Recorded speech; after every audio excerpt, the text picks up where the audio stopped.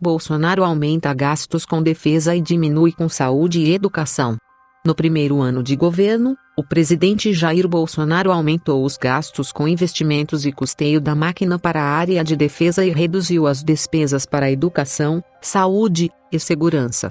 O resultado final das contas do governo federal, divulgado pelo Tesouro, mostrou um aumento real, acima da inflação, de 22,1% das despesas da defesa em relação a 2018. Um incremento de R$ 4,2 bilhões de um ano para o outro. Na direção oposta, os gastos com educação caíram 16% e saúde teve uma queda de 4,3%. Os investimentos para a área de segurança, comandada pelo ministro da Justiça, Sérgio Moro, minguaram 4,1%. Ao longo do ano passado, Moro, no auge do aperto orçamentário, engrossou a fila dos ministros que pediram ao Palácio do Planalto reforço de recursos para as suas pastas.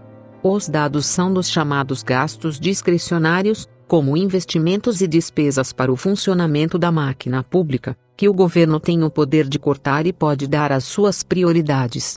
Nos gastos obrigatórios, como salários e previdência, o governo não pode meter a tesoura. São exemplos de gastos discricionários o pagamento de bolsas de estudo e de despesas para a manutenção de universidades e hospitais públicos, além de programas de investimentos. Na reta final do ano, o governo já tinha priorizado fazer um aporte de R$ 7,6 bilhões para a Ingepron, estatal da Marinha que fabrica corvetas. A capitalização inflou os gastos com a defesa, embora tenha ficado fora do teto de gastos, regra prevista na Constituição que impede o crescimento das despesas acima da inflação. Já as demais áreas, principalmente a social, ficaram com os gastos comprimidos pelo teto de gastos. Empossamento. A área de educação, do ministro Abraham Weintraub, perdeu R$ 3,22 bilhões de gastos com investimentos. Com as trocas de ministros e do comando do Fundo Nacional de Desenvolvimento da Educação, FNDE, principal braço do MEC para os investimentos, sofreu também com problemas de gestão. O chamado empossamento, quando o dinheiro está liberado mas o Ministério não consegue gastar, chegou a R$ 4,5 bilhões no ano passado. O pior resultado entre os ministérios.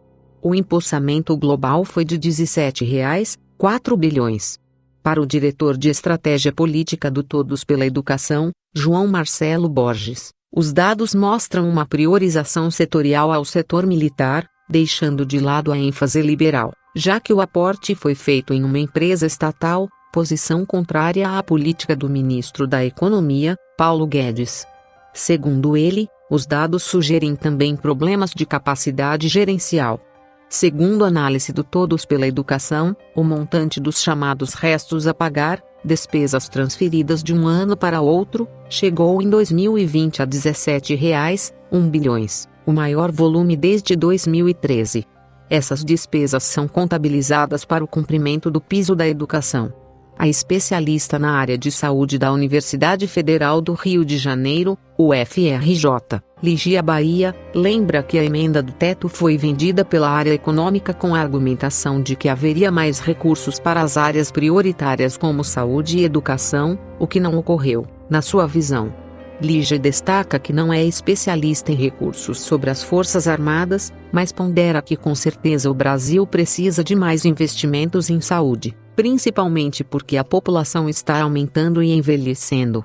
O Ministério da Defesa informou que o aumento das despesas discricionárias se deveu à capitalização da Ingepron, que vai construir 4 navios classe Tamandaré e compra de um navio de apoio antártico, créditos extraordinários para a continuidade da Operação Acolhida, acolhimento a pessoas em situação de vulnerabilidade no estado de Roraima, e execução de emendas individuais de parlamentares. O Ministério da Saúde apresentou números que não são compatíveis com os do Tesouro para afirmar que executou um volume maior de despesas em 2019 do que no ano anterior. O Ministério da Educação e da Justiça não se manifestaram.